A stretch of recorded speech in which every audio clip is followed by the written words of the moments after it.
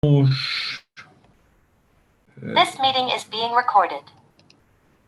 Vamos começar então. Vou o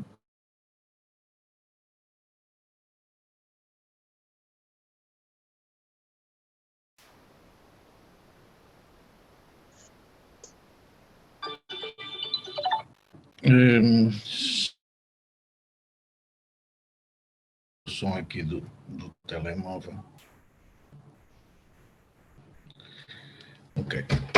Portanto, vamos falar um pouco sobre a inflação e vamos primeiro apresentar aqui algumas notas sobre este tema da inflação. As principais causas da inflação em Angola. Em geral, a inflação é a variação dos preços e é, portanto, um sinal do estado em que se encontra uma dada relação entre oferta e procura. Quando há alterações desta relação oferta e procura, há subida ou descida dos preços. As principais causas, em geral, são a variação da moeda, nomeadamente a variação da moeda destinada a transações, cujo fator mais óbvio é, evidentemente, a quantidade de moeda, mas também há outros fatores, nomeadamente a velocidade de circulação. Podemos agrupar várias coisas dentro da velocidade de circulação, já falaremos disso um pouco mais tarde. Ou, de outro lado, porque é uma relação entre oferta e procura, ou a relação, ou da quantidade de produtos oferecidos num dado mercado, qualquer que seja a sua origem. Por exemplo, nós temos neste momento uma parte significativa da inflação que existe no mundo, deriva da disrupção das cadeias de abastecimento, que foi provocada pelo Covid, e agora, ultimamente, também a crise energética que foi provocada pela guerra na Ucrânia, as sanções à Rússia e, portanto, tudo aquilo que veio à volta disto.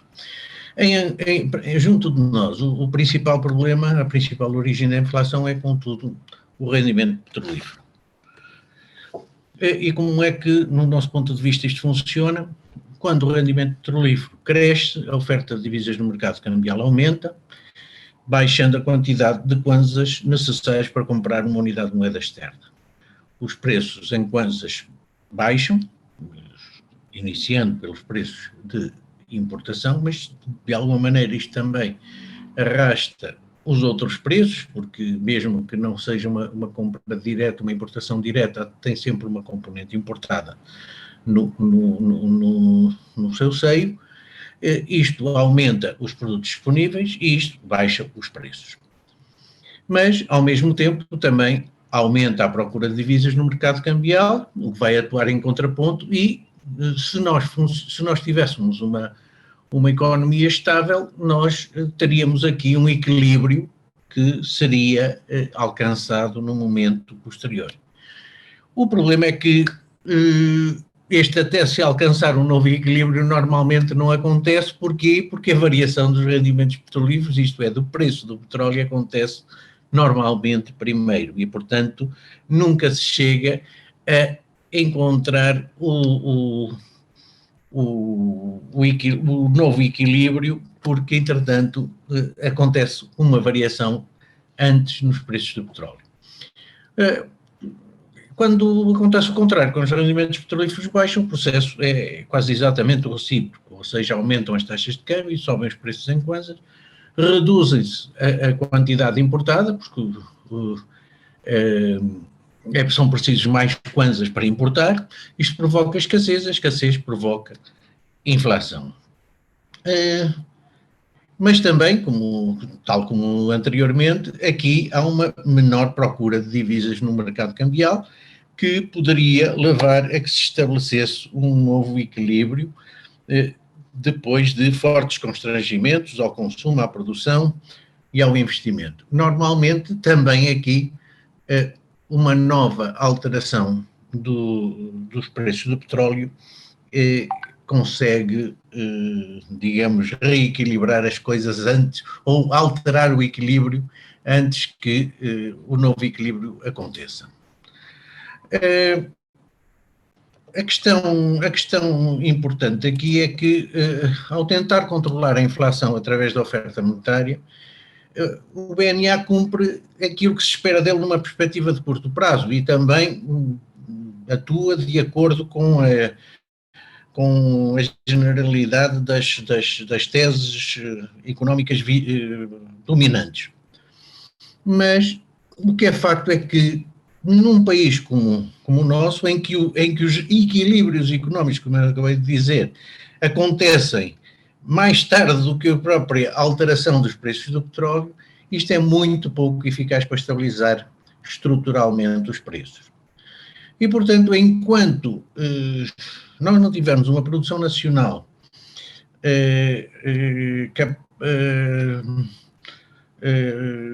capaz de, pelo menos, acompanhar a procura e continuarmos dependentes de um produto de exportação que está em fase de declínio de produção, por muito que agora esteja ligeiramente estável, mas, digamos, as perspectivas são de que haja uma forte redução nos próximos tempos.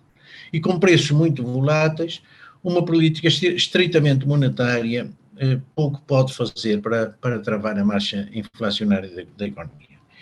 Isto não significa, e é preciso fazer aqui um parêntese, isto não significa que a produção nacional seja deflacionista, isto é, a substituição das importações por produção nacional não, contrariamente ao que se possa pensar e que muita gente pensa, não vai trazer baixa de preços, ao contrário, vai trazer alta de preços. A produção interna, em condições normais, a produção interna é mais cara do que em condições de taxa de câmbio de mercado, portanto, a produção interna é mais cara do que a produção externa, por vários motivos, porque nós não temos a mesma produtividade que o exterior, não temos o conhecimento dos mercados, não temos as economias de escala, não temos muita coisa, não temos conhecimento, temos fraco conhecimento, portanto, tudo isso contribui para que os nossos produtos sejam mais caros. É preciso mais quantidade de tempo e de esforço para produzir um produto em Angola do que é necessário para produzir um produto no mercado internacional. Mas essa subida de preços que será motivada por uma presença maior da produção nacional é absolutamente necessário. Porquê? Porque ela vai retirar a dependência da produção externa. E, como nós já acabamos de falar aqui, a importação está condicionada à exportação de petróleo. E a exportação de petróleo está condicionada às quantidades de petróleo produzidas. E nós estamos numa fase de declínio da produção. Portanto, significa que se nós não mudarmos a dependência, se não tirarmos esta dependência, a tendência dos preços a longo prazo vai ser a de serem cada vez mais caros, porque a procura terá alguma resistência para ser alterada, enquanto que a oferta combinada da produção interna e das importações, essa oferta combinada deverá tender a decrescer devido à redução das quantidades produzidas de petróleo. Uma outra questão prende-se com o cálculo da inflação. Nós pusemos aqui este quadro para dar a todos os que nos ouvem uma ideia do que é que são os preços a nível daquilo que o INE acredita serem os preços. Estão aqui na coluna dezembro de 2020, que são duas colunas, os preços que o INE disse que estes produtos tinham em dezembro de 2020. O que nós fizemos foi pegar no índice de inflação desde 2020 até setembro, que é o índice 143,91, e inflacionar estes produtos todos com 143,91, portanto, com o índice 143,92, ou seja, multiplicando por 1,4391. E os preços estão aqui. E depois comparamos, só para termos uma ideia, para não forçar as pessoas a terem na cabeça os preços, comparámos-los com os preços que, neste caso, eu próprio compro os produtos aqui ao lado do Nova Vida. Portanto, naturalmente que a minha capacidade de compra de produtos é necessariamente mais elevada em termos de preços. Os preços dos meus produtos são necessariamente mais elevados que a média em Luanda. Eu compro poucos produtos em praças, compro alguns, mas compro poucos, e portanto os meus preços são preços de supermercado, portanto preços mais caros do que a média.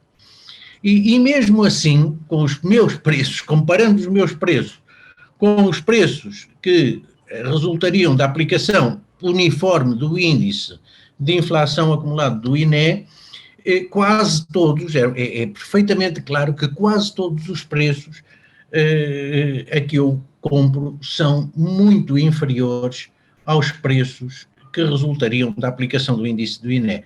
Temos aqui uma média não ponderada de todas as variações, que dá menos 30%, e somando todos os preços, digamos, resultantes da inflação do INE, e somando todos os preços efetivos a que eu compro, dá uma diferença de 31%. Isto não tem grande significado, não é para dizer que a inflação é mais 30 ou menos 30, é para dizer que claramente este índice de inflação tem aqui qualquer coisa que não está bem. Porque se ele fosse bem calculado, claro que havia produtos que estariam abaixo, mas como havia muitos produtos que estariam acima, e a média aproximar-se-ia mais dos menos 5, mais 5, qualquer coisa deste género, nunca menos 30. Portanto, é neste sentido que se apresenta este quadro. Isto, indo mais um pouco à frente, é particularmente notável a questão da rubrica das alimentação e bebidas não alcoólicas e vestuário e calçado. O INE diz que estas duas rubricas, em 2022, tiveram uma inflação de 11% e 18%, respectivamente. Isto, para já, contraria a forte redução dos preços dos produtos alimentares que todos nós assistimos. E alguma estagnação do vestuário e calçado, pelo menos até setembro. Mas mais ainda é que imaginemos que os produtos de vestuário, desculpem,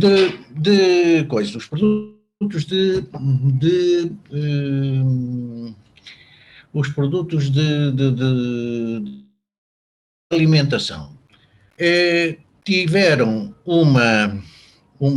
tenham tido um decréscimo de 4 ou 5%, para ser simpático, porque tiveram um decréscimo muito maior, mas imaginemos que sejam 5%, que, portanto, a alimentação tenha decrescido 5%, como ela pesa 50%, 55%, aliás, isto significaria que, para termos uma inflação de 18%, os outros produtos todos teriam que ter crescido brutalmente, acima dos 20%, muito acima dos 20%.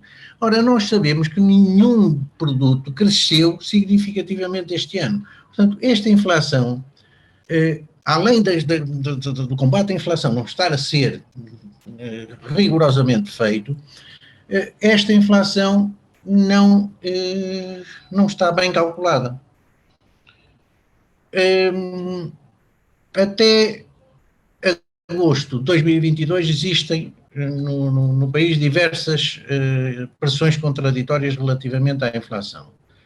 O M2 em moeda nacional cresceu significativamente, portanto, seria uma pressão inflacionista, peço desculpa. Com a moeda física a crescer 17, os depósitos à ordem 13 e os depósitos a prazo 24, estes depósitos a prazo a crescerem mais do que tudo o resto, significa que houve aqui um processo de redução de redução da velocidade de circulação, porque os depósitos a prazo rodam mais, de forma mais lenta do que os outros. Só um segundo.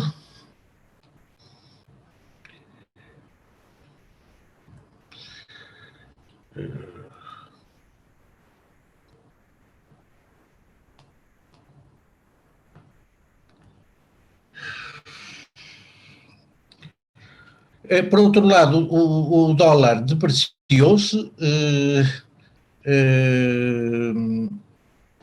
23%, 32% em termos homólogos, e o euro 32%, 43% em termos homólogos. Como nós, a maior parte dos produtos de grande consumo compramos em euros, significa que um produto que custava há um ano atrás $1, custaria em setembro 67 cêntimos. E, portanto, com esta pressão da taxa de câmbio, os produtos baixaram. A partir e baixaram e não só, e as importações de bens finais de consumo aumentaram 66% no primeiro semestre. É certo que aqui há o efeito dos combustíveis, do preço dos combustíveis, mas o certo é que o aumento a valorização do quase teve aqui um efeito muito importante em termos de inflação. No conjunto, nós estimamos que estas pressões tenham determinado uma inflação negativa. Contudo, por conservadorismo, nós consideramos a inflação acumulada deste ano muito próxima de zero. Isto, em setembro, mudou tudo. Mudou porque os preços do petróleo começaram a baixar e acontece uma ligeiríssima apreciação do dólar em setembro, mas depois em outubro, novembro e dezembro as coisas complicam-se. Ultimamente, nos últimos dias, o barril tem voltado para próximo dos $80 e, portanto, há aqui um alívio nos últimos tempos. Mas é claro, uma relação muito clara entre a taxa de câmbio e o preço do barril e, por outro lado, entre a taxa de câmbio e a inflação. Ainda é cedo para olharmos para a inflação do terceiro trimestre, mas claramente a inflação do terceiro trimestre teve uma influência grande do quarto trimestre, mas a inflação do quarto trimestre teve uma influência grande desta variação do preço do petróleo. Com isto, nós fizemos aqui duas correções importantes no índice de inflação do INE. A primeira, em outubro de 2019. Se todos estão lembrados, em outubro de 2019 é o célebre mês em que se introduz simultaneamente a taxa de IVA e, ao mesmo tempo, a taxa de câmbio flexível, com uma depreciação do Kwanza, melhor dito, com uma valorização do dólar nesse mês de 30%, quer dizer 1% ao dia. E isto gerou os 30 mais os 14 mais o pânico, gerou um aumento dos preços superior a 50% nesse mês. Mas o INE nem notou essa alteração efetiva de preços. Depois, agora, neste ano, no ano passado, o INE continua a reportar como se a inflação estivesse a galopar até ao primeiro trimestre e só reduz ligeiramente no segundo e no terceiro trimestre. Queremos que nem o aumento em 2019, nem aquilo que se está a passar este ano foi bem transmitido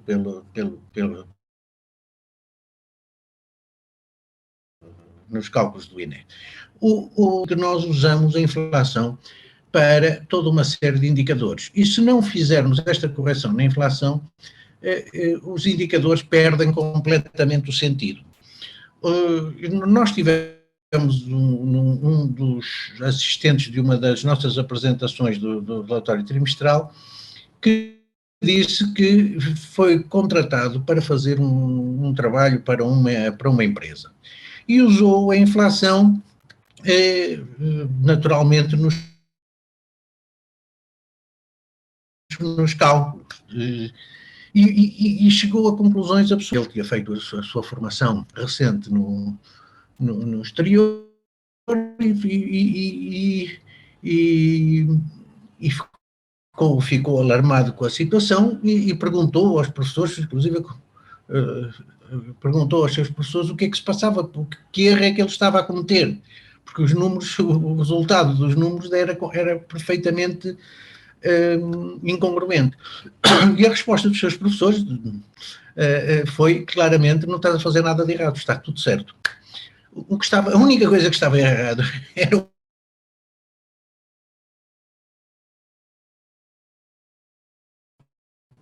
o índice de inflação do INE, porque funcionava em termos de congruência dos números. E, portanto, é necessário fazer estas correções, senão temos aqui problemas graves.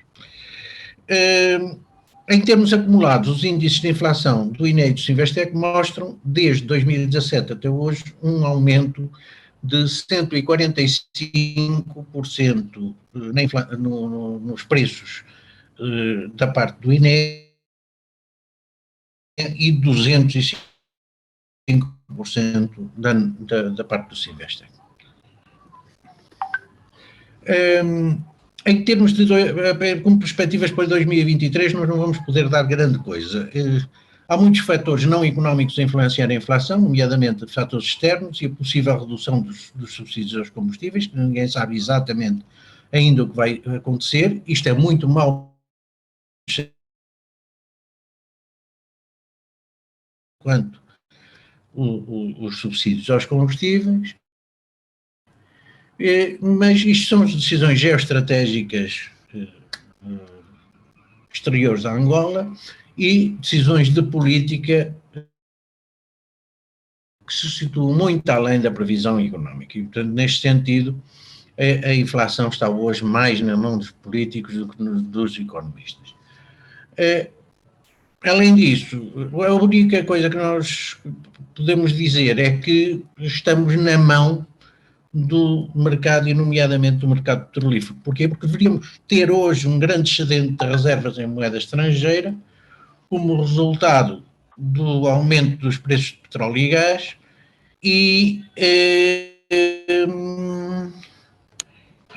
peço desculpa, porém, em vez disso, temos só um momento, desculpem,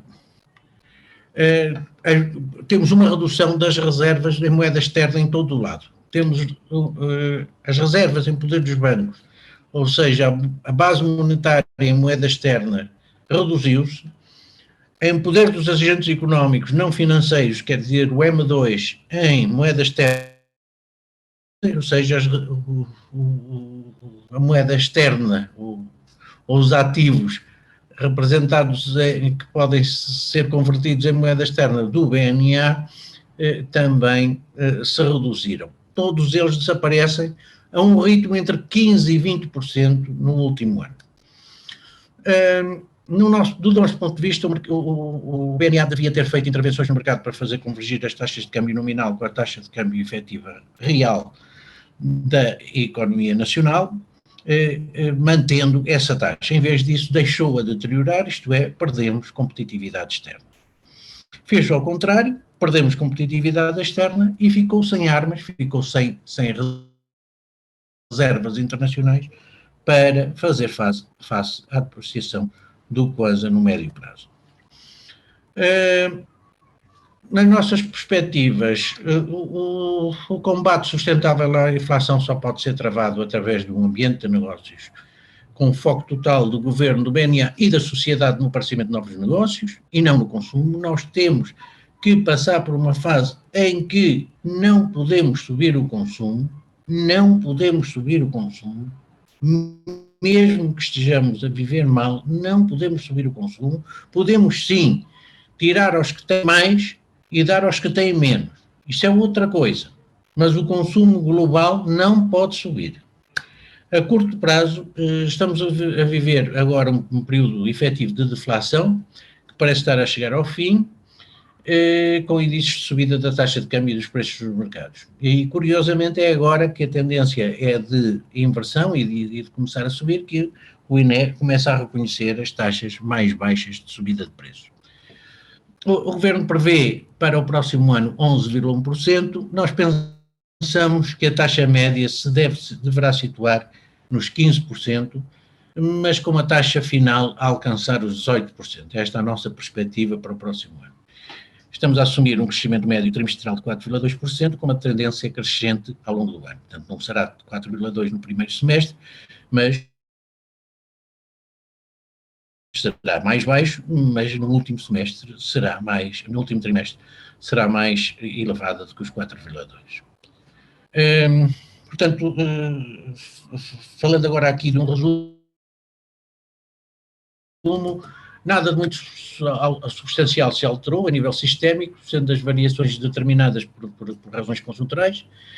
Por outro lado, não parece haver grande perigo da componente monetária, antes pelo contrário, se o M2 se expandir por via do crédito à produção, deve haver um efeito líquido positivo, com a oferta a aumentar mais do que a procura, e portanto, reduzindo-se o atual desequilíbrio gerador de inflação.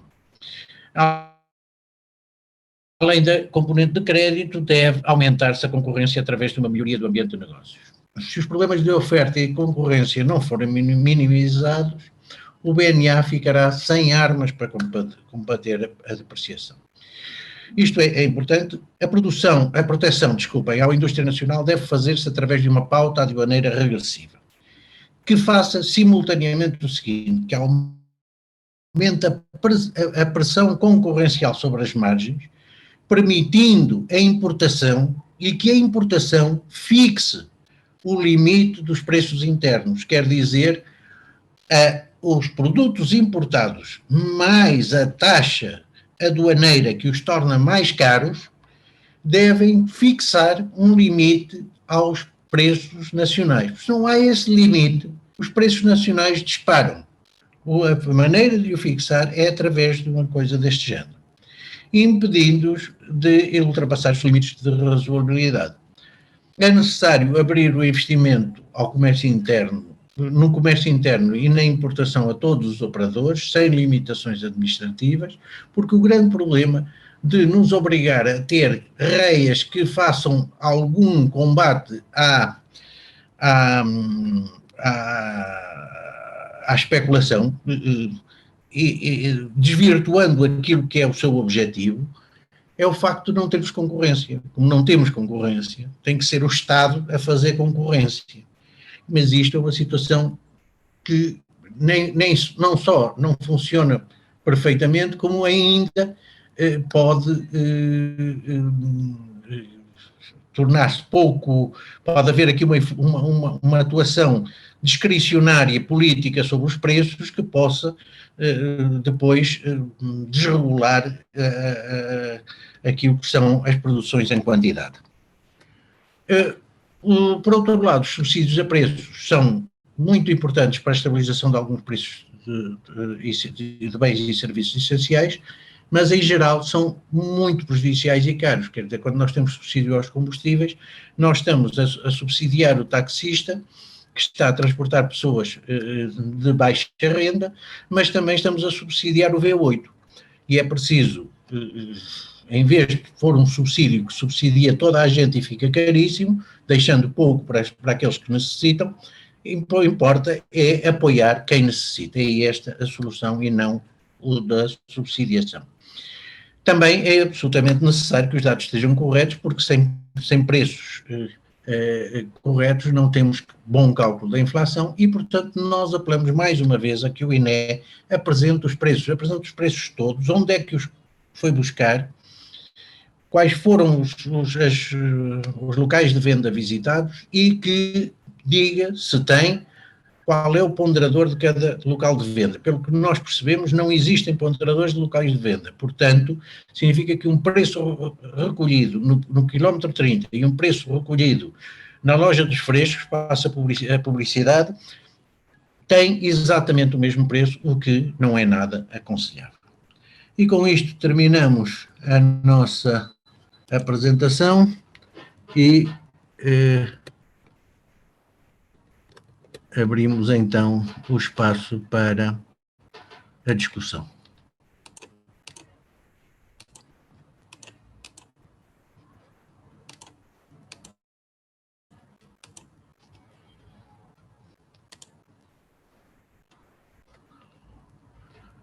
Alô? Quem puder, então, e quiser, inicie o debate. Bom, então, Agostinho Mateus para o primeiro desafio. Mateus Maquiade estava com o micro ativo, quer dar algum contributo também? Esteja à vontade. Boa tarde a todos. Heitor, boa tarde. Bem, eu não. É a primeira vez que eu, por acaso, participo num debate desse Sinvestec. Já devia. Mas pronto, há sempre uma primeira vez para tudo. Primeiramente, quero dar os parabéns a essa iniciativa. Vejo que no grupo do WhatsApp somos muitos, mas cá só são 13. Se calhar é por incompatibilidade da agenda. Mas pronto, iniciativas dessas são realmente de continuar. E sobretudo quando se trata de um macroeconomic fundamentals que, portanto, afeta aqui a nossa vida de tal maneira que, enfim, não é inegável. Eu acho que, mesmo sendo leigo, não é? Qualquer pessoa que seja leiga acaba se deparando, acaba analisando, refletindo o porquê que os preços em Angola se comportam como se comportam, enfim. Bem, eu queria, não vou começar por comentar agora, mas eu queria fazer aqui uma pergunta ao Heitor em relação à apresentação. A apresentação está boa e já os meus parabéns. Tocou em pontos bastante fundamentais dos principais drivers da inflação em Angola. Eu queria... o Heitor diz que, ou o Sinvestec diz que projetam aí uma inflação próxima dos 18%, o que quer dizer que a inflação vai acelerar para o próximo ano. Não sei se estou certo, de acordo com aquilo que eu vi na apresentação. Em princípio, também eu tenho essa perspectiva de que a inflação vai acelerar um pouquinho, mas eu queria... A minha pergunta é mais no sentido de saber o fundamento. Quais são os drivers, as variáveis que vocês usaram ou que o Sinvestec usou para ter que chegar... Quais são as premissas para ter que chegar... Por que acham que a inflação vai acelerar um pouquinho mais para 18%, contrariando a tendência dos 11%? E, enfim, e também sabemos que o Banco Nacional de Angola... Essa é uma primeira pergunta. A segunda pergunta é, só para também levantar aqui debate, né? Sabemos que o Banco Nacional de Angola tem aí a previsão de, no médio prazo, ter aí uma inflação abaixo dos 2 dígitos. De acordo com o último outlook do Fundo Monetário Internacional, é objetivo que essa inflação seja já atingida em 2025. o FMI prevê uns 9 ou qualquer coisa assim. Eu acho que a perspectiva do Banco Nacional de Angola do FMI é quase a mesma, não é? Tendo a relação que tem tido nos últimos anos, desde 2009.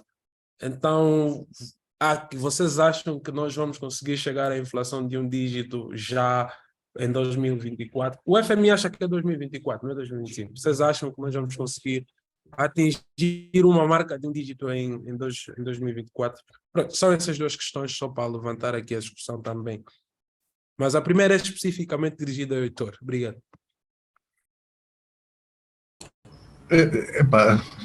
Desculpa, Maquiade, isso é a idade, já me esqueci da primeira pergunta.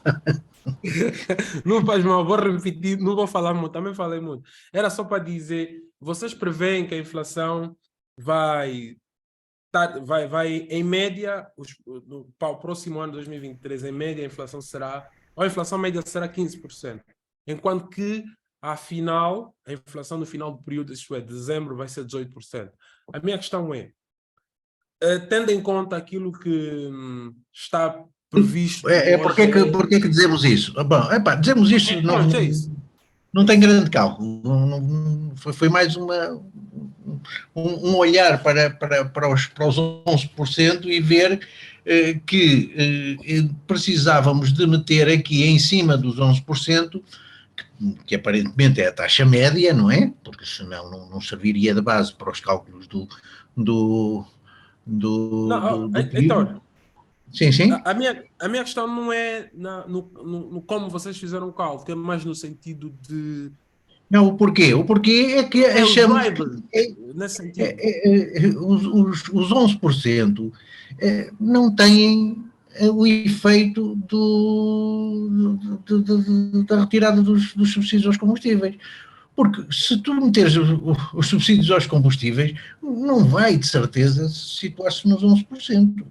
Não é possível uma retirada razoável, quer dizer, se a gasolina subir de 160 para 162, aí está bem que os 11% vão acontecer, mas se a gasolina, em vez de subir de 160 para os 300 e tal, se subir de 160 para os 200 e tal, uma coisa intermédia, mesmo que sejam os 200, o efeito na inflação vai ser grande. E portanto, nós digamos que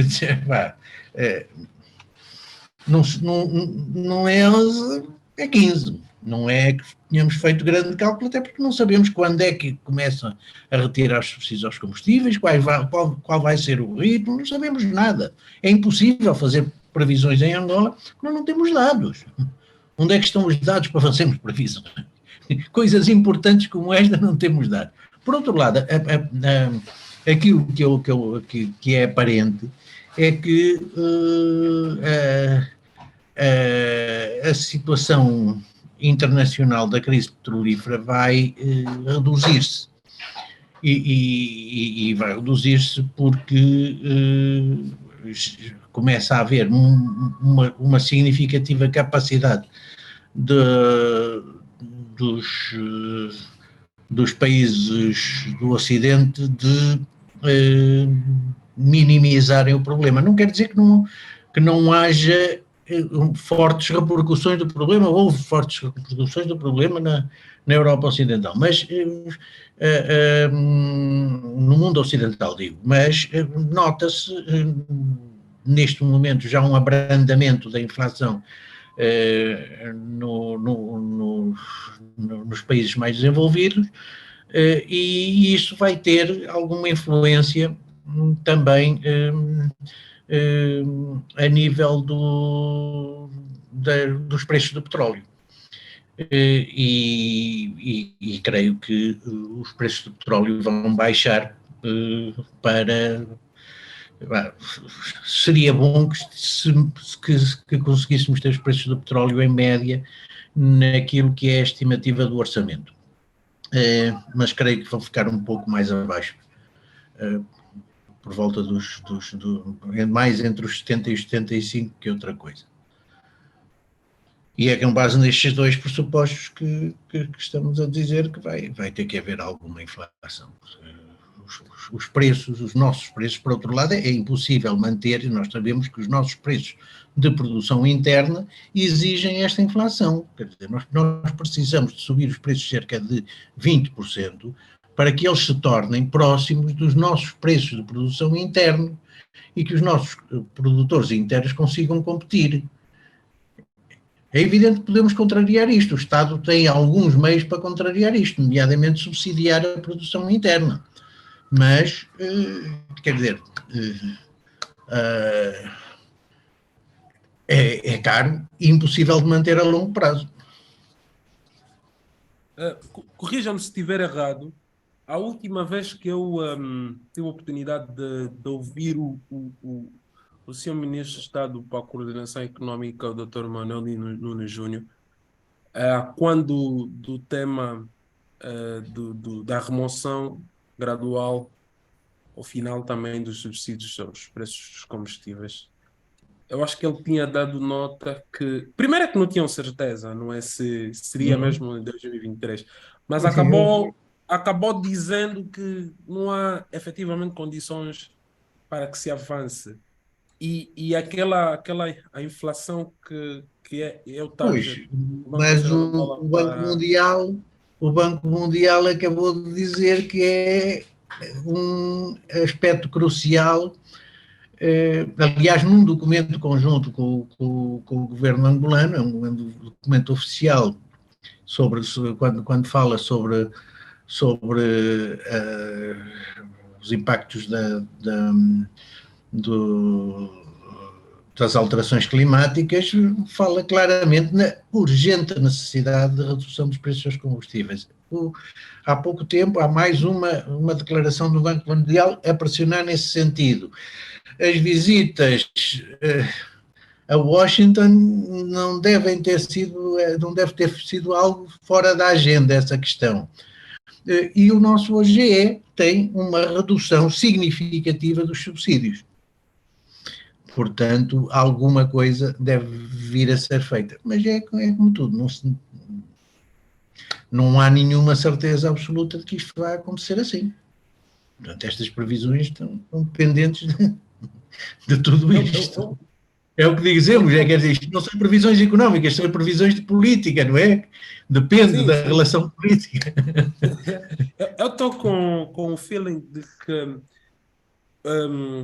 tipo, ceteris paribus, partindo do princípio que não há remoção ou não haverá remoção dos preços dos subsídios aos combustíveis, estou com a impressão que a inflação para 2023 deverá ser um pouco acima daquilo que é projetado pelo, pelo pelo Orçamento Geral do Estado, ou no Orçamento Geral do Estado, porque aquilo é uma previsão do Banco Nacional de Angola, em termos de coordenação com a equipa económica, e eu acho que vai estar um pouco acima. Por que que eu acho? Eu acho, sobretudo, pela atual geopolítica no mercado petrolífero e pela condição que nós estamos em termos de produção.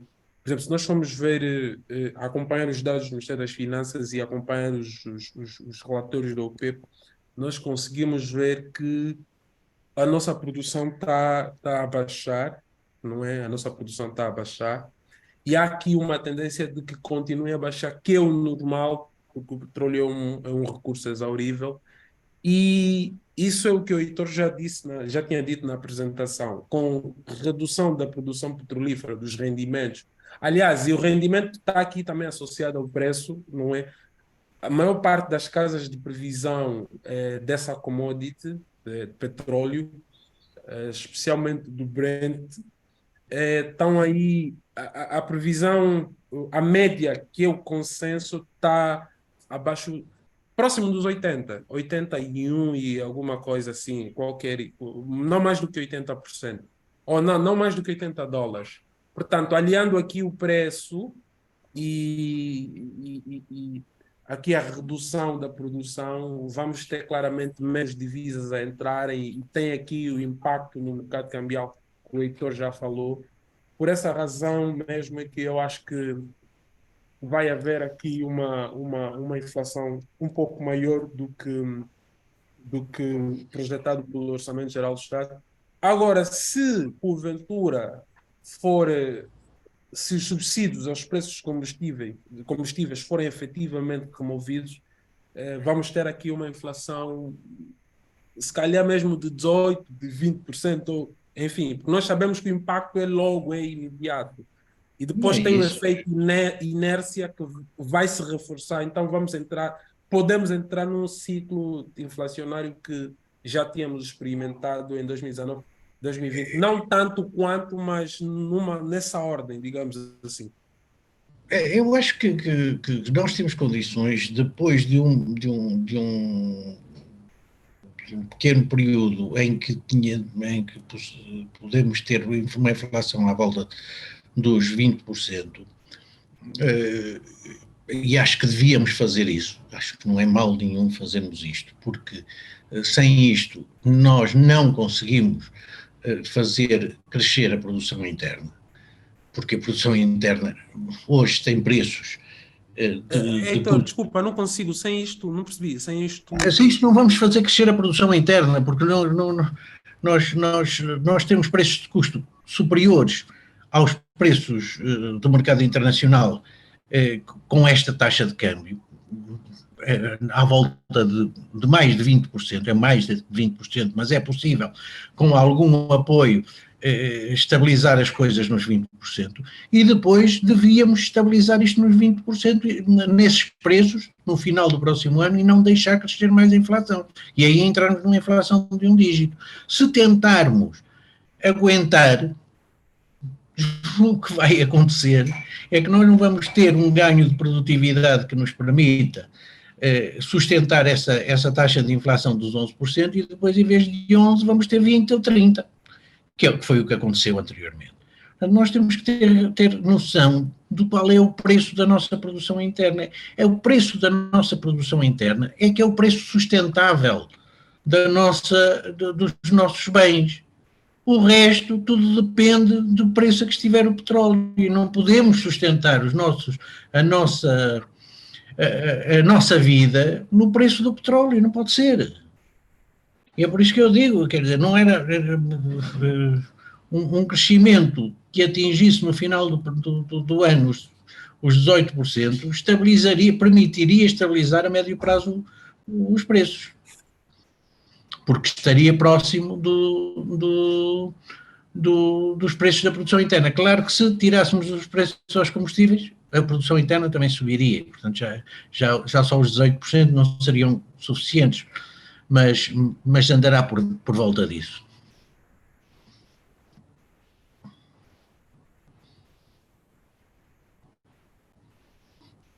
Acho que um dos problemas principais é nós termos a noção de que os nossos preços têm que ser marcados pelos preços a que conseguimos fazer a nossa produção interna e não andarmos a querer fazer preços da produção importada que são 20%, 30% mais baratos do que os preços da produção interna. Claro que isso não tem sustentabilidade nenhuma. Depois pomos a reia a ir aos produtores nacionais e a conseguir comprar a produção a um preço, pronto, que os produtores nacionais não percam tudo. Mas quer dizer, ninguém sustenta produções contínuas a preços praticamente no limite do preço de custo e às vezes abaixo do preço de custo. Não é sustentável. Quer dizer, no próximo ano, se calhar com o entusiasmo agora dos projetos, até é capaz de aumentar a produção, mas chega um momento que deixa de ser viável, quer dizer, porque a produção não pode ser escoada e o Estado não pode andar constantemente a meter dinheiro a comprar produção agrícola e industrial a preços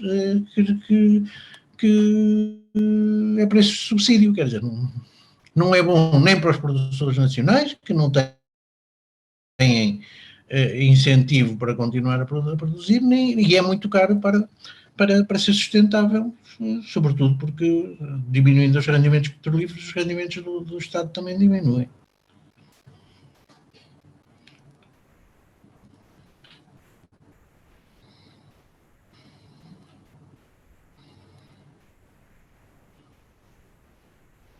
Alô?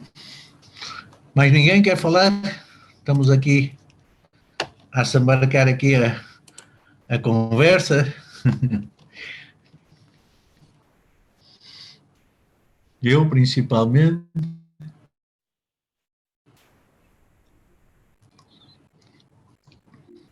Quem quiser falar, ative o microfone.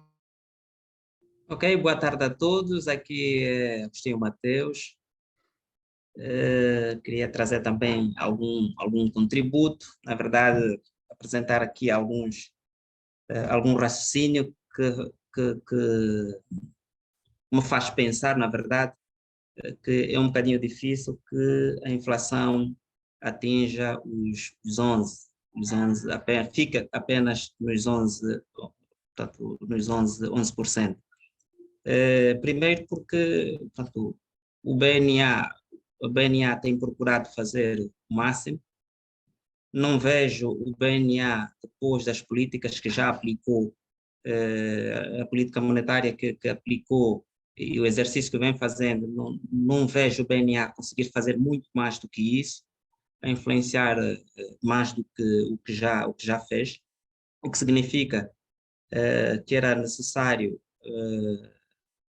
a política fiscal ser ativada, era necessário melhorar também ali o controle dos salários, era preciso ver a questão da oferta de produtos, portanto, três aspectos que me parece também um bocadinho difícil de ser articulado. No caso da política fiscal, portanto, o Estado teria, se calhar, procurando reduzir a procura, porque, na verdade, não temos oferta interna suficiente para atender a procura.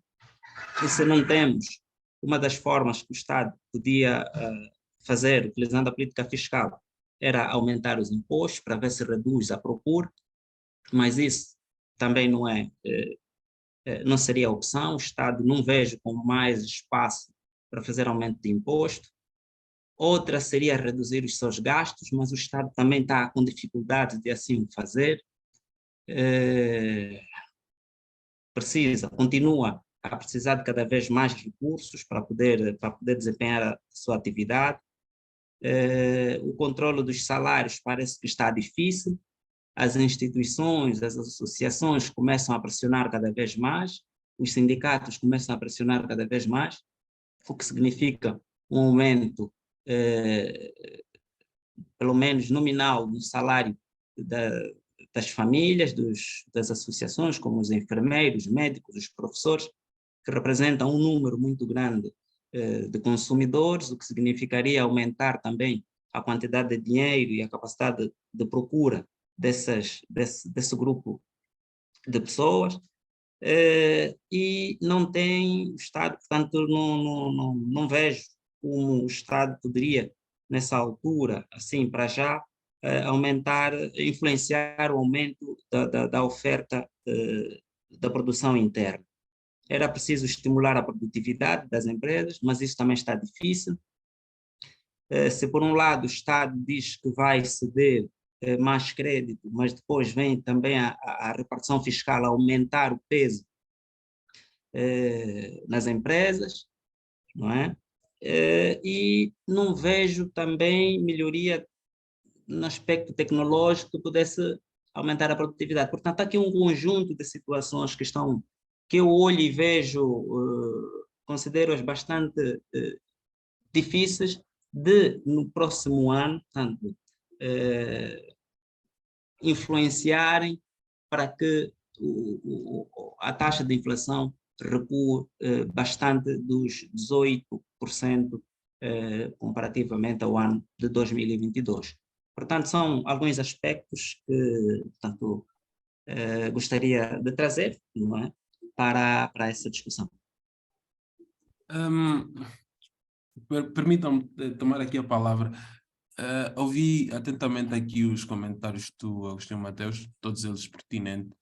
Eu particularmente já há algum tempo que tenho tido uma posição do tipo, eu prefiro deixar um pouquinho a política monetária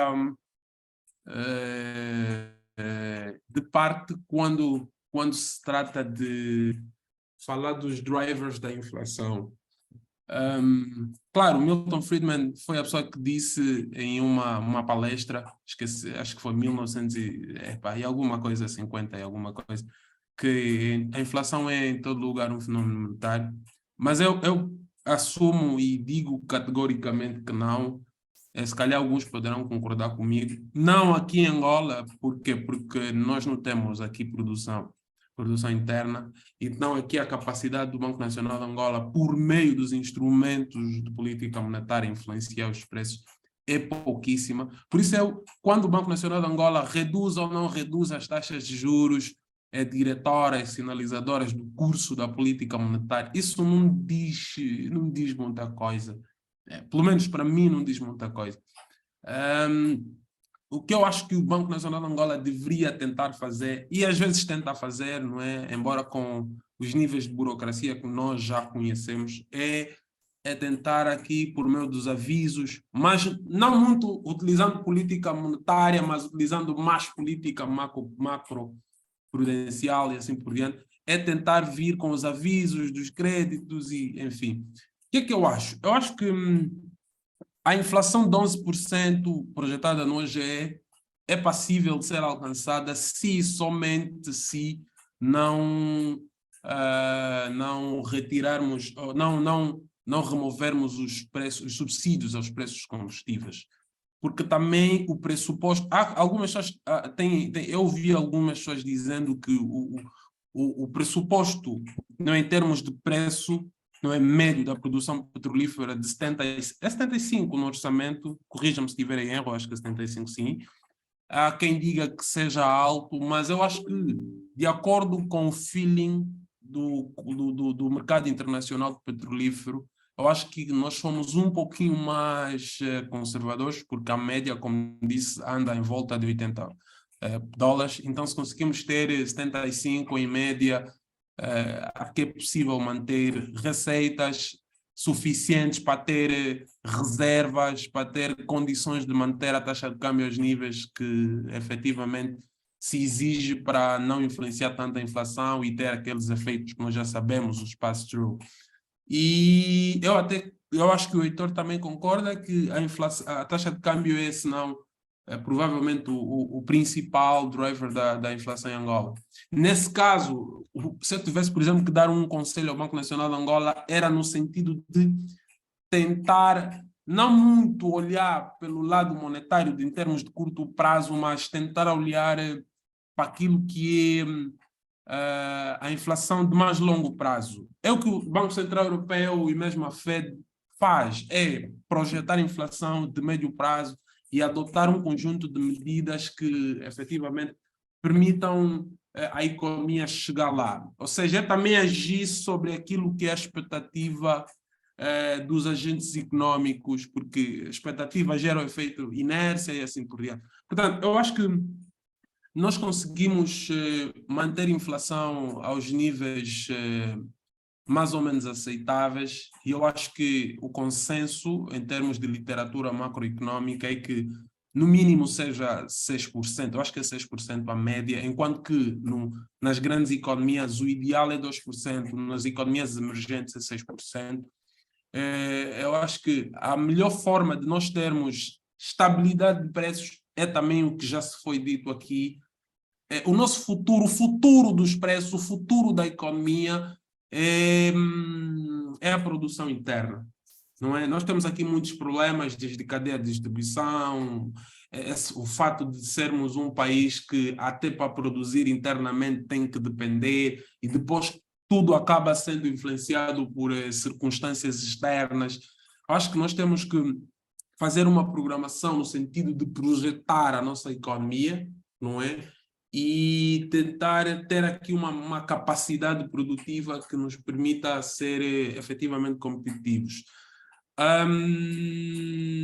Nesse momento eu também não olharia para questões de salários, do tipo um aumento de salário poderia gerar de alguma forma algum espiral e consequentemente influenciar preços. Eu não olharia muito para nada que tenha a ver com monetário, olharia para o caso da Angola, olharia mais por questões muito reais. E se formos a ver, se formos a fazer uma espécie de diagnóstico, não é? Daqui a pouco nós vamos ver a inflação, e o INE já começa a comprovar isso, porque dos dados do INE já mostram a inflação mensal a acelerar a 0,82%, embora que o Sinvestec deva ter aqui outra opinião, mas a forte depreciação que ocorreu em outubro e novembro vai trazer consigo, não é, algum efeito inflacionário, não é, que é o pass-through, em dezembro também, em janeiro, provavelmente também em fevereiro. Tem aqui esse efeito, esse lag. No final do dia vamos perceber que tudo acaba ocorrendo na economia real, mas é uma economia real que não está sendo feita cá, está sendo feita lá fora, portanto é o setor petrolífero. Eu acho que ter estabilidade de preços no futuro implica necessariamente nós termos aqui uma capacidade produtiva. De facto, concordo que o BNA não tem muito para fazer, não é? Por isso dizia nisso, a política monetária, tudo que o BNA vai fazendo, parece que, em alguns casos, vai na contramão. Se aumenta a taxa de juros, depois afeta também a capacidade das empresas se financiarem através da banca, que significa que as empresas também não crescem, não se movimentam e há um retrocesso. Se reduzir a taxa de juro, também há uma procura, mas também não tem o efeito esperado na economia, porque não há mesmo, existem muito poucas empresas, muito pouca indústria e, portanto, muito pouca capacidade ociosa para que se beneficiasse de uma ou outra, de um ou outro aumento ou redução da taxa de juros. Agora, o nosso problema continua a ser a oferta. Se o nosso problema continua a ser a oferta e a população acha, portanto, o problema é a oferta, não há oferta, há uma procura constante. A oferta parece que vai reduzindo.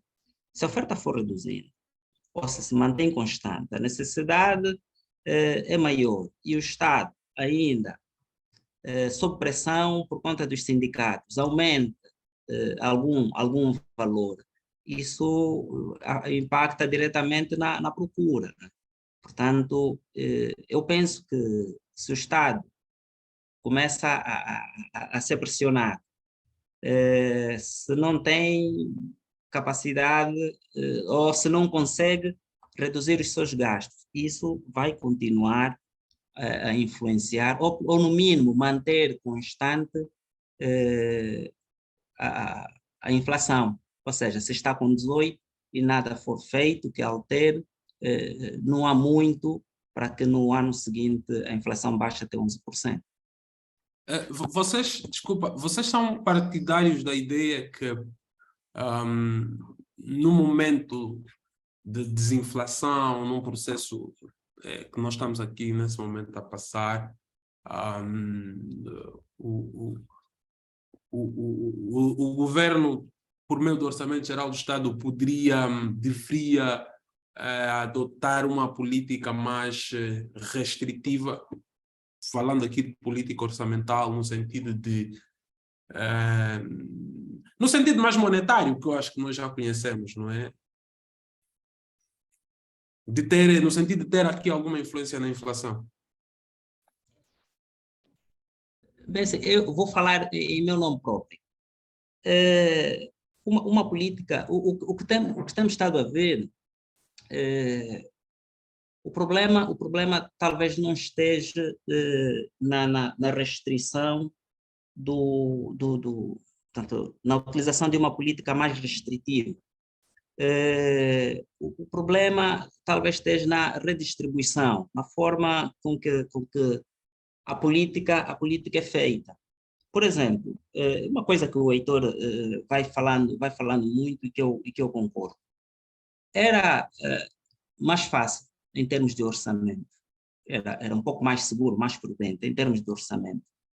Utilizar, por exemplo, o valor do barril a $50, estabilizá-lo a $50. E fazermos toda a nossa engenharia financeira a partir desse limite, deste valor. Para quê? Para que houvesse a possibilidade de depois, portanto, o valor, tudo que viesse acima dos $50, poder-se fazer uma reserva. E essa reserva depois ser aplicada, portanto, investi-la em capital, com políticas mais seguras, mais objetivas, para ver se aumenta a capacidade produtiva e a produtividade interna. Porque o que acontece é que, e conforme o Macchiari dizia bem, nós não produzimos nada, e quando tentamos produzir alguma coisa, estamos sempre, de alguma forma, influenciados lá para fora. Até mesmo para fazer agricultura, nós precisamos de agrotóxicos, precisamos de fertilizantes, tudo isso vem lá de fora. Não é? Se quiser produzir, por exemplo, há até a água que se quer produzir cá, depois as rolhas, as garrafas, tudo vem lá de fora. Ou seja, há aqui uma influenciação muito grande. Portanto, olhando para a política fiscal, meter ali o preço do barril a $50, fazermos todo o nosso arranjo econômico e financeiro à volta desses $50. Tudo que viesse acima seria reservado para aplicação em bens de capital, portanto, comprar mais máquinas, mais equipamentos e fortalecer o setor da agricultura e o setor industrial, portanto, a agroindústria. Seria uma solução muito prática para que se pudesse combater portanto, de forma mais segura, penso, né? De forma mais segura, toda essa necessidade que se tem de aumento da produção interna e, consequentemente, depois afetar tudo o resto.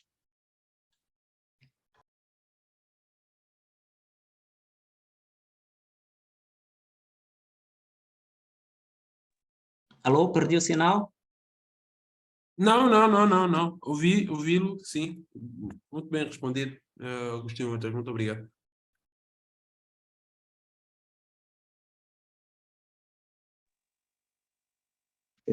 Mais algum contributo?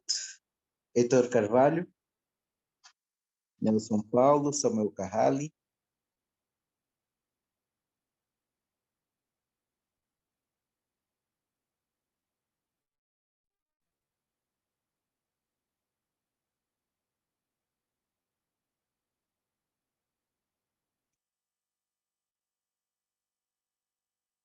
Conseguem ouvir, certo? Sim.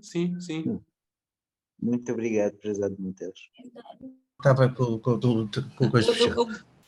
Eu Estava a dizer que gostaria de dizer que uma das coisas que nós temos que mudar na nossa mentalidade é a ideia que o Estado tem, e toda a sociedade acompanha o Estado nisto, que temos que fazer mais coisas, temos que fazer mais investimentos, produzir mais coisas, criar mais hospitais, mais escolas, isto isto tem que ser referiado. Porquê? Porque nós, de cada vez que nós investimos, cada vez que fazemos um investimento qualquer, nós temos que acrescentar despesa corrente para que esse investimento funcione. Os investimentos não funcionam sozinhos.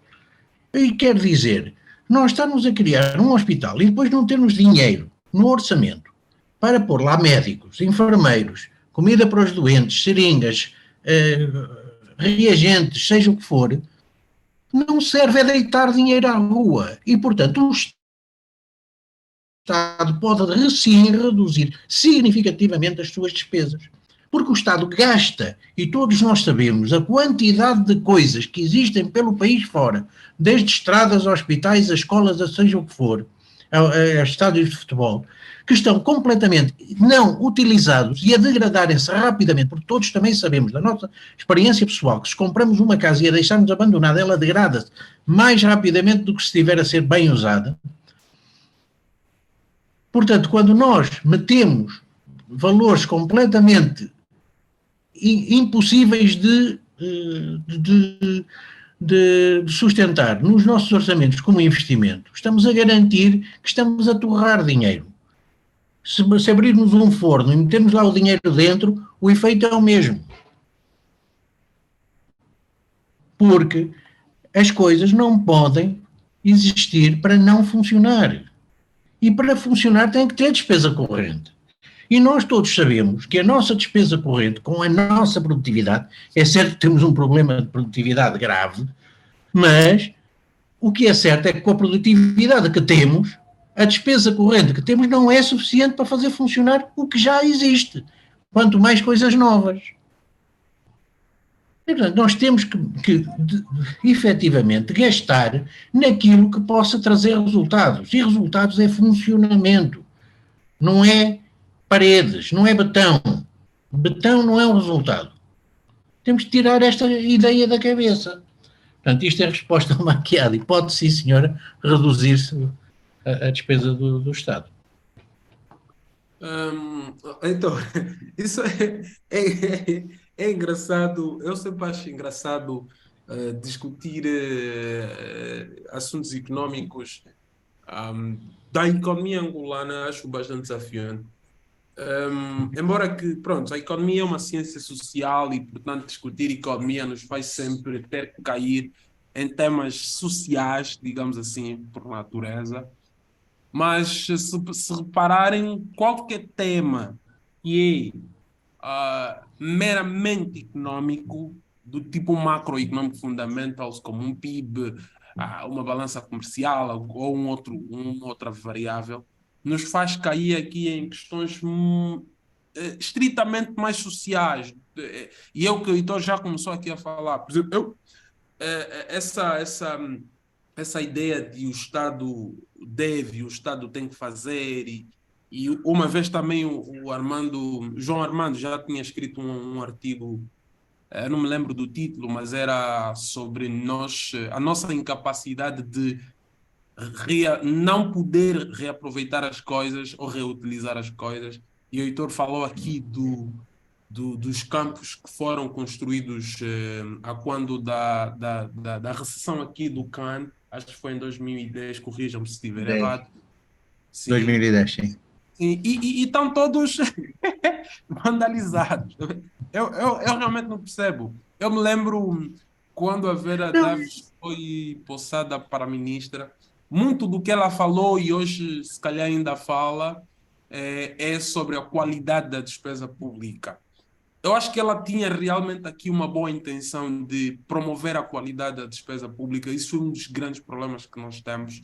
Não vou falar aqui de informações confidenciais, porque tenho aqui alguns dados, mas é só para dizer que nós ainda não vencemos esse problema da qualidade da despesa pública.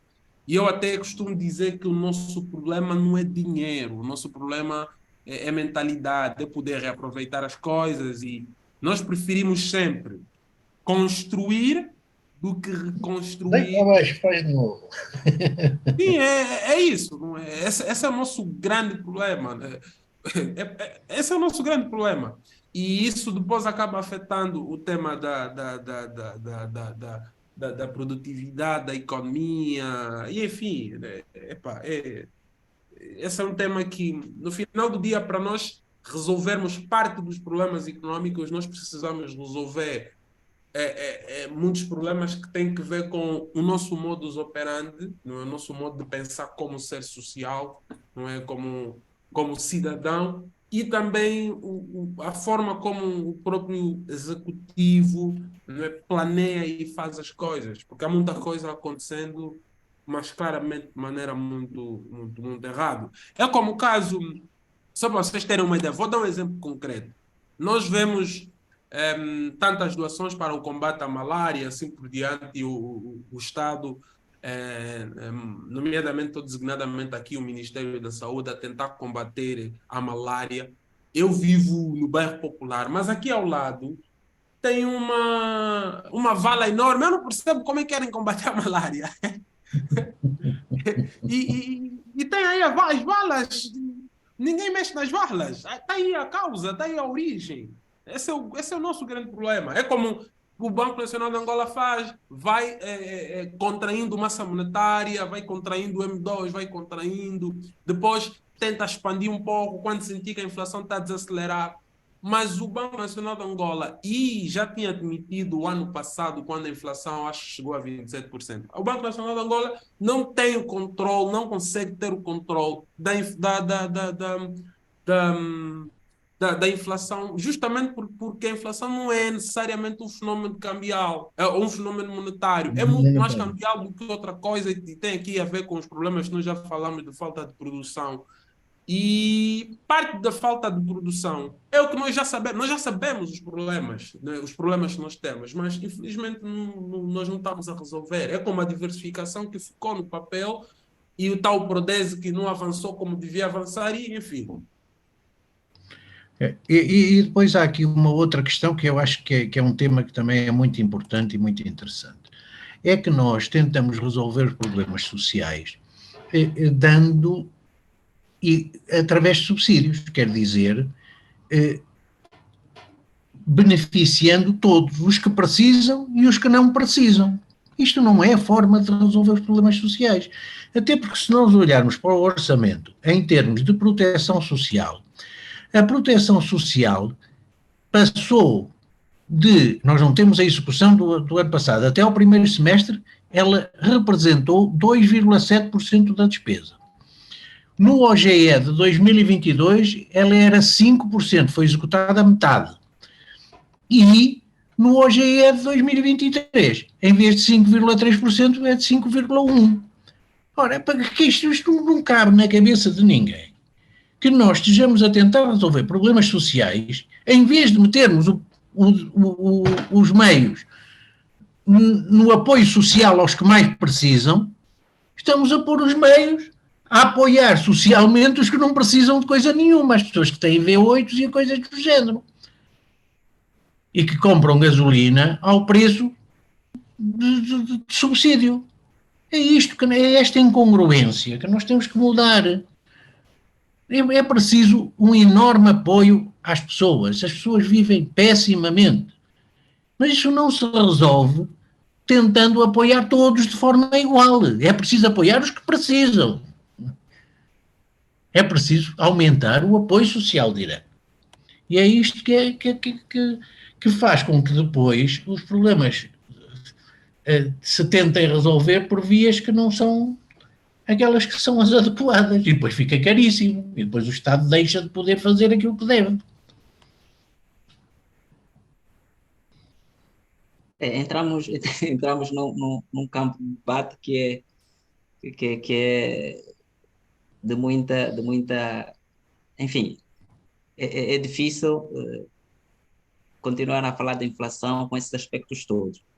Mas é assim, eu concordo de facto que há aqui algum mal, mas isso penso que, portanto, um cientista social, um indivíduo formado se calhar em sociologia ou psicologia comportamental, talvez pudesse dar melhores contributos. Mas o que me parece é que há aqui um acumular de uma cultura menos boa que vem de décadas e que não será fácil poder ultrapassar, porque não é normal, de facto, com os recursos que Angola tem, não são muitos, se calhar, mas se compararmos com os recursos que tem Cabo Verde, se compararmos com os recursos que tem São Tomé, poderemos ver que o que Angola tem é imenso.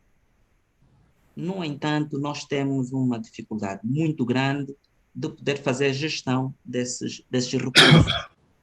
Nós temos problemas por exemplo, na distribuição, o Heitor falava que era preciso olhar para as famílias e dar o apoio adequado. Mas depois, quando a pessoa para e olha bem para a pobreza em Angola, começamos a encontrar dificuldades até mesmo de definir a tal pobreza, né? É um bocadinho estranho levar-se doações para populações que têm um menino de 14 anos que tem 6 cabeças de gado, né? Porque a família, não é? A família de 10, 15, 20 pessoas tem mais de 300 cabeças de gado. Ou seja, essa não é uma família pobre. E o conceito que temos às vezes, que se tem às vezes, de que, pronto, se olha, estão ali, estão com dificuldades, vamos levar mais leite, vamos levar mais arroz, mais açúcar. Muitas vezes não é isso que eles precisam. Não é isso que eles precisam. Eles têm uma forma própria de viver, têm um modo próprio de se alimentar.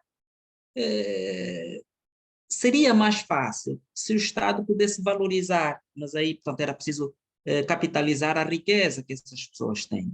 Tem muito gado, vamos atribuir valor ao gado, o país importa gado, em vez de deixar o gado, esperarmos numa determinada época do ano, porque há seca e perdem-se mais de 5 mil, 20 mil, 30 mil cabeças de gado que morreram por falta de água. O Estado conhece esses fenômenos cíclicos que existem na região. Ali onde não dá para atender já com os canais de água que estão sendo criados, já se sabe que a previsão de perder uma quantidade enorme de cabeça de gado é grande. Começar a conversar com as populações, explicar mais ou menos o que é que se passa e o que é que poderá acontecer, dar algum título, valorizar aquele gado, se calhar comprar aquele gado, que é para trazer para outras regiões onde se precisa daquela carne. Portanto, há aqui um conjunto de coisas que se calhar nem precisa-se de tanto dinheiro, só precisa de uma boa articulação para que as coisas funcionem. Vão os produtos naquele lado, sem ter que oferecer, por exemplo, porque se eles têm gado, têm riqueza, tirar essa riqueza de lá, colocar lá os produtos que eles precisam. Enfim, eu penso que há aqui um conjunto, há coisas aqui na nossa economia que escapam, que falham, ou porque estamos muito a olhar para os livros, ou porque estamos muito a procurar as melhores práticas internacionais e vamos nos esquecendo das melhores práticas locais. Só Muito para obrigado. dar aqui o meu último contributo, eu acho que estamos onde estamos, e vou dizer isso por experiência própria. Eu tive com algumas entidades de alto relevo, cujos nomes não vou citar, em alguns encontros, e foi aí que eu realmente percebi a realidade do país. Eu simplesmente entendi que ninguém se importa com ninguém. Yeah. Desculpa lá estar a dizer isso, é engraçado, mas Isso é muito forte, Maquiado, isso é muito forte. Assim, eu percebi isso. Eu não vou explicar aqui o detalhe, mas eu percebi isso. Uma outra coisa que eu queria dizer era sobre aqui a crítica que o Sr. Vestec faz sobre o Instituto Nacional de Estatística. Eu acho que é boa.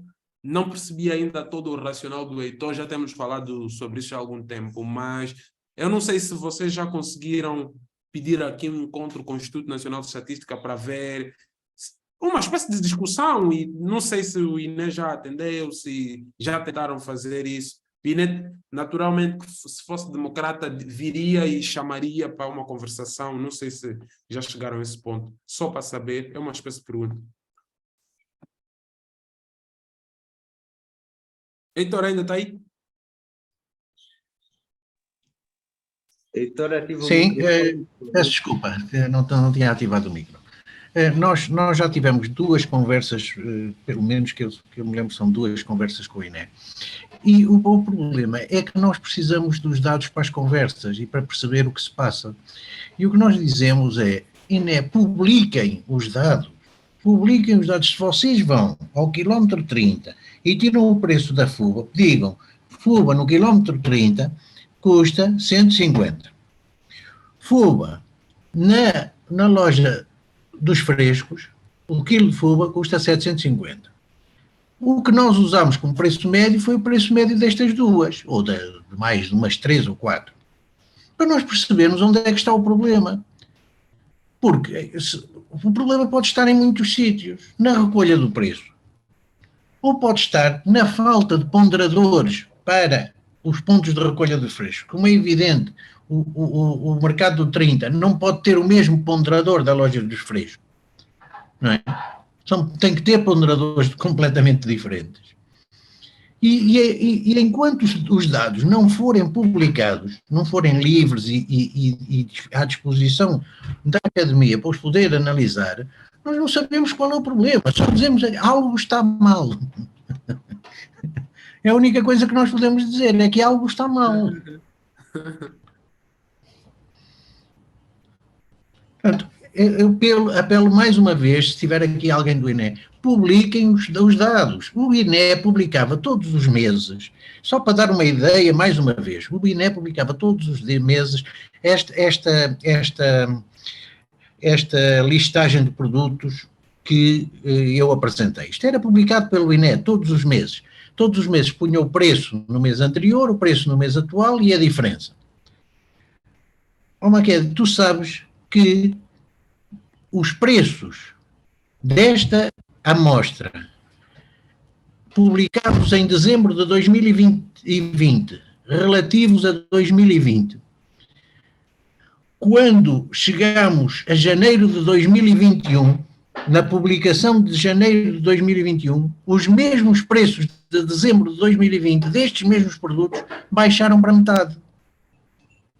Que confiança é que tu podes ter numa coisa destas? Quer dizer, em dezembro de 2020, tu escreves lá, fuba de milho, já não sei quanto é que era, mas vamos supor que era 300. Em janeiro de 2021, referente ao preço de dezembro, portanto, falando do preço do mês anterior, portanto, o preço do mesmo mês, da mesma fuba de milho, já não estava 150, estava 75, metade do preço. Claro que os preços, eu estou aqui a inventar preços à toa, porque a fuba nunca chegou aos 75, mas pronto, percebe-se, não é? O que estava a 100 passou a estar a 50. Os preços do mesmo produto, do mesmo mês, da mesma fonte. Quer dizer, não dá. Têm que mostrar-nos os preços. E depois, como nós andámos a falar, em abril a amostra desapareceu. Deixou de aparecer nas publicações do INE. Morreu, acabou. Não há mais amostra. Que é para não virem cá tentar comparar preços. Não pode ser. A informação. Uma coisa é o INE fazer um relatório. Uma coisa é o INE fazer um relatório. Faz um relatório, publica dados síntese. Tudo bem, estamos de acordo. Mas depois tem que ter uma folha de cálculo, como faz o BNA, com os dados todos. Em que estão lá os dados todos. Quanto é que eles verificaram que custava a fuba no quilómetro 30? Quanto é que custava a fuba no Alimenta? Quanto é que custa no Descontão? Quanto é que custa no Candando? Quanto é que custa no Quero? Por lá os preços. Todos. Sem isso nós não sabemos analisar nada. É esse o apelo que fazemos. Já falei demais. Penso que foi, Heitor, penso que foi de 2019 para 2020, né? Não, foi de 2020, foi o preço de dezembro de 2020. 20 para 21. Os dois preços são os preços de 2020, que passaram a ser a referência. Ok. Mudaram a referência em 2020, e como mudaram a referência, acertaram os preços, que é para a referência ser certa. Depois, a partir daí, já como vimos, por aquele mapa que eu escrevi, como vimos hoje, os preços já estão totalmente fora daquilo que são os preços reais. Eu vejo que está aqui o Dr. Wanda. Não sei se gostaria de participar. Eu tinha uma questão aqui para colocar-lhe. não sei se poderá, mas pronto, o ponto é, vê capacidade de aumento da produção no próximo ano?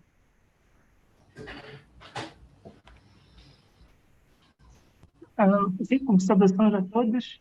Eu estava mais aqui a ouvir e acompanhar atentamente a conversa e as intervenções, tanto a sua como a do Heitor e também a do outro, que me percebeu, não consegui ouvir bem o nome. Mas temos dito também nas nossas análises, isto só vai ser possível se a Angola tiver o que nós temos estado a insistir, infraestruturas produtivas.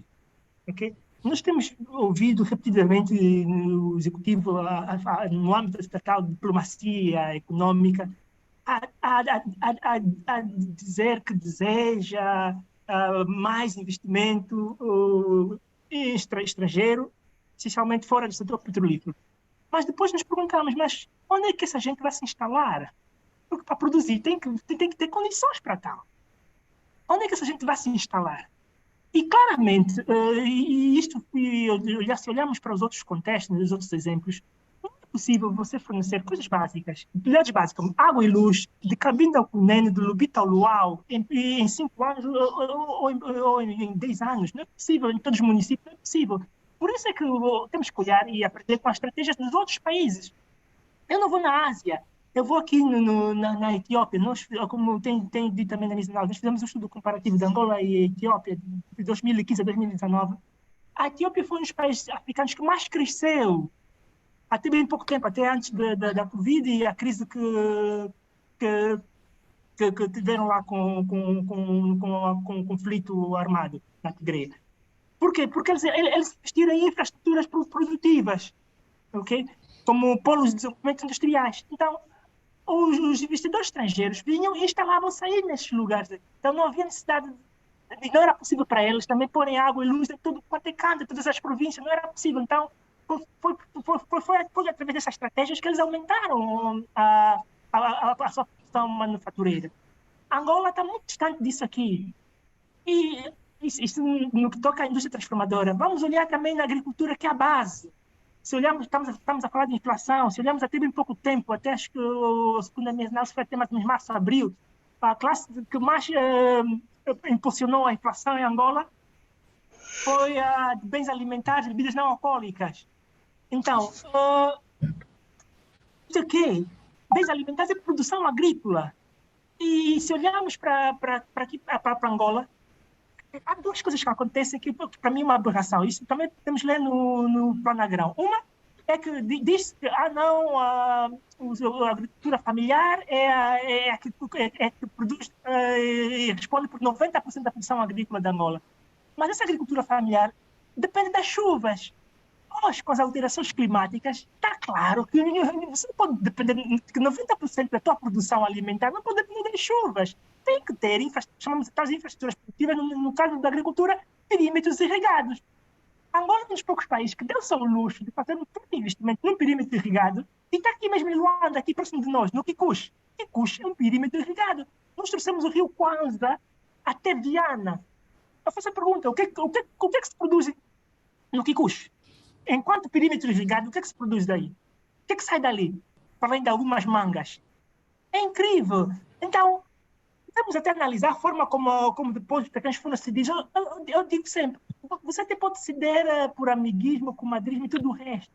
E outros ismos que não enchem a barriga do povo, como diz o bom escritor. Mas, se depois exigir que quem lhe teve acesso a estes terrenos produzir o que estava inicialmente previsto, a coisa corre bem. Infelizmente, no nosso país, isto não tem acontecido. Acho que é o comentário que tenho a fazer sobre isto aqui, sobre se haverá produção ou não no próximo ano. Obrigado. Muito obrigado, prezado. Vou só fazer um curtíssimo comentário ao que o Fernandes disse. Olha, nós temos a ZEE, não é? Podíamos mudar as regras da ZEE, mas o que fizemos, o que é que vamos fazer? Já dissemos, não, isto da ZEE agora já não dá, agora é a zona da Barra do Dande.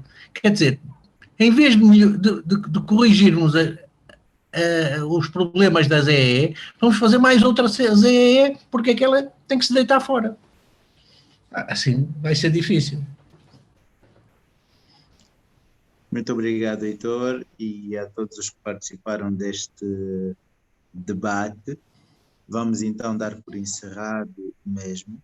O Sinvestec gostaria de convidar a todos a participar amanhã de um debate, no caso, ouvindo o debate na Rádio Nova 102.5, com o tema Balanço Geral da Política Econômica do Exercício 2022. Então, será às 10 horas até 12. E gostaríamos então de convidar a todos para poderem acompanhar.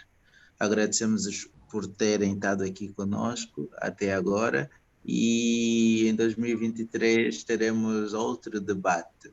Este foi o último realizado em 2022. Foi um prazer para nós estar com todos durante todo esse tempo. E em 2023, então, vamos lançar a nova programação e disponibilizaremos no grupo. Bem-aja a todos, boa noite a todos e vamos continuar interagindo no grupo Comunidade Sinvestec. Boa noite e até já. Boa noite Boa a todos. noite, boa noite. Obrigado, doutor Wanda. Estamos juntos. Ok, estamos juntos.